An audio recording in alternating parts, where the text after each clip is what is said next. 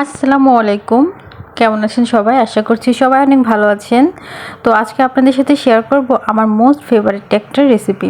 তো অনেক গরমে তো জামাইকে একদম আইসক্রিম কিনে কিনে ফতুর করে দিচ্ছি। তো ভাবলাম যে আইসক্রিম খেতে আসলে বোরিং লাগতেছিল আর ভালো লাগছিল না। কুলফি খেতে অনেক বেশি মন যাচ্ছিল। তো আমি এখন এই মুহূর্তে কুলফি কোথায় পাবো? তো ভাবলাম যে কুলফি তাহলে বাসাতেই বানিয়ে ফেলি। তো যেহেতু বাসাতে বানাচ্ছি ভাবলাম আপনাদের সাথেও একটু শেয়ার করি। তো প্রথমে হাফ লিটার দুধ এখানে আমি জাল করতে দিয়ে দিয়েছি। দুধ গরম হওয়ার আগে এখান থেকে কিছুটা দুধ আমি তুলে নিচ্ছি। এখন কাস্টার্ড পাউডার দিয়ে দুধের সাথে ভালোভাবে গুলিয়ে নিচ্ছি। আর আগে থেকে এই কাজটা করে রাখলে পরে গরম দুধে কাস্টার্ড পাউডারটা যখন দিব তখন আর দলা পাকানোর ভয় থাকবে না। তো দুধটা ভালোভাবে কিছুক্ষণ জাল করে নেওয়ার পরে আমি এর ভিতরে দিয়ে দিলাম পাউডার মিল্ক মানে গুঁড়া দুধ। গুঁড়া দুধটাকে দিয়েছি 1.5 চামচের মতো, অনেকটা বেশি করে দিয়েছি। আর গুঁড়া দুধের স্বাদ ফ্লেভারের জন্য কিন্তু এই কুলফিটা খেতে বেশি মজা লাগবে। তো তারপর দিয়ে দিলাম পরিমাণ মতো চিনিটা আপনারা ইচ্ছা মতো দেবেন যে কতটুকু চিনি মানে মিষ্টি পছন্দ করবেন সেই অনুপাতে। তো তারপর এই যে কাস্টার্ড যে পাউডারটা গুলিয়ে রেখেছিলাম ওইটা দিয়ে দিলাম, দিয়ে এবার ভালোভাবে সব কিছু একসাথে মিশিয়ে নিচ্ছি।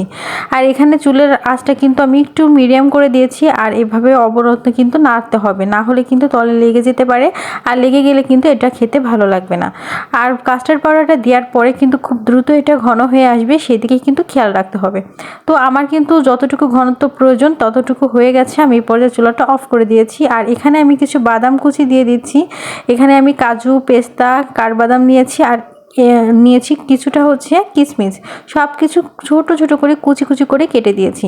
তো এবার এরকম আইসক্রিমের জার নিয়ে নিয়েছি, এটা তো সবার বাসাতেই থাকে। তো তারপর এর ভিতরে একটু ঠান্ডা হওয়ার পরে আমি এই মালাইটা এর ভিতরে দিয়ে দিলাম। তার দেওয়ার আগে অবশ্যই একটু বাদাম কুচি উপর থেকে ছড়িয়ে দিয়েছি যাতে দেখতে সুন্দর লাগে। আর বাদাম গালে পড়লে তো অবশ্যই খেতে বেশি মজা লাগবে, তাই না? যেহেতু বাদামটা গালে পড়লে খেতে বেশি ভালো লাগে, এই জন্য বাদামটা একটু বেশি বেশি করে দেওয়ার চেষ্টা করবেন।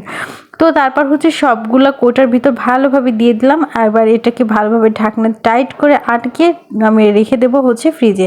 আমি এটা যেদিন বিকালে বানিয়েছি তারপর দিন আবার বিকালে বের করেছি, মানে একদিন এক রাত পুরোটা আমি ফ্রিজে রেখেছিলাম।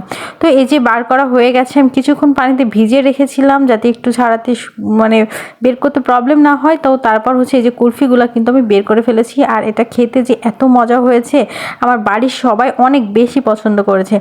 আর এভাবে কিন্তু যে কোনো সময় ঝটপট করে কিন্তু কুলফিগুলো কিন্তু বানিয়ে নেওয়া যায়। পরিবারের সবাই মিলে একসাথে খেতে কিন্তু দারুণ লাগে। তো আমার পরিবারের সবাই তো খুব বেশি পছন্দ করেছিল, সবাই রিভিউটা আপনাদের সাথে শেয়ার। আসলে অনেক সুন্দর চা, সত্যি 100 ধন্যবাদ ধন্যবাদ।